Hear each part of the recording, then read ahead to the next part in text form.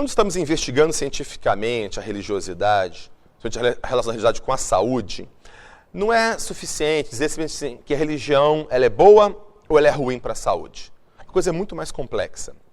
A religiosidade e a espiritualidade são construtos multidimensionais, que se correlacionam de formas diferentes com os desfechos em saúde. E mais, são construtos dinâmicos. A pessoa pode ter maior ou menores níveis de religiosidade, diversas dimensões ao longo de sua vida. E não só isso, a mesma pessoa pode ter, pessoas que são católicas, por exemplo, podem ter grupos de crenças diferentes, mesmo declarando-se católicas ou de outra religião. Então é necessário uma exploração cuidadosa dessas diversas dimensões. Vamos descobrir agora algumas das principais dimensões de religiosidade que são investigadas nos principais estudos pelo mundo. Uma delas é a filiação religiosa. A pessoa tem uma religião, sei lá, católica, protestante, hindu, budista, espírita, seja o que for. Era muito usada antigamente, hoje em dia é bem menos, porque ela diz muito pouco sobre a pessoa, porque a pessoa pode se dizer de uma certa religião, mas ter muito pouco envolvimento, ou ter crenças ligadas a outras religiões. Então, hoje em dia tem sido cada vez menos utilizada em pesquisas.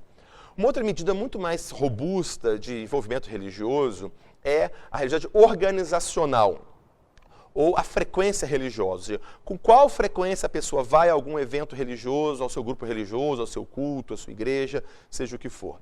Esta dimensão da frequência religiosa é uma das que mais se relaciona com indicadores de saúde, até mesmo com mortalidade, por exemplo, com menor mortalidade.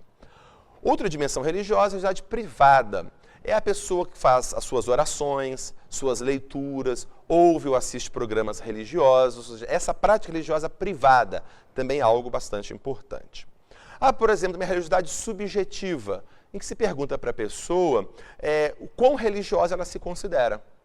E você pode dizer muito, pouco, mais ou menos, nada, por exemplo.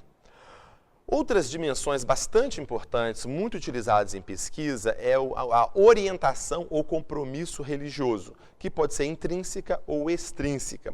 A orientação religiosa intrínseca, a pessoa encontra o seu principal motivo existencial na religião. Ela procura viver a religiosidade no seu dia a dia em todos os momentos.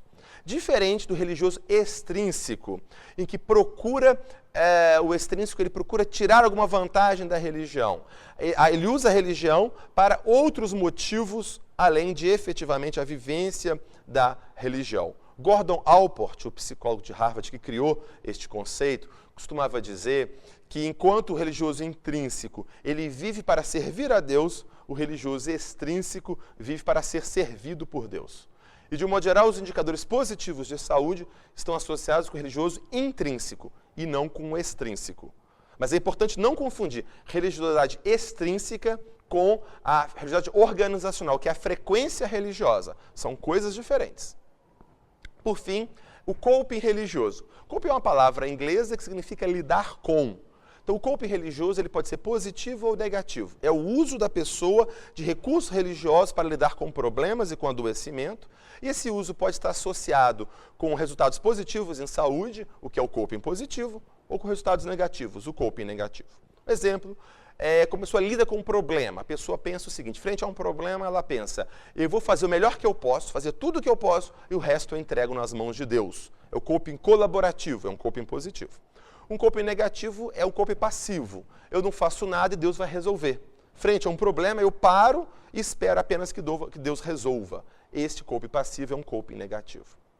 Outros exemplos de coping positivo, por exemplo, tentar aprender uma lição de Deus na situação. Quer dizer, já que algo está acontecendo, é para o meu bem, o que eu posso aprender com esta situação?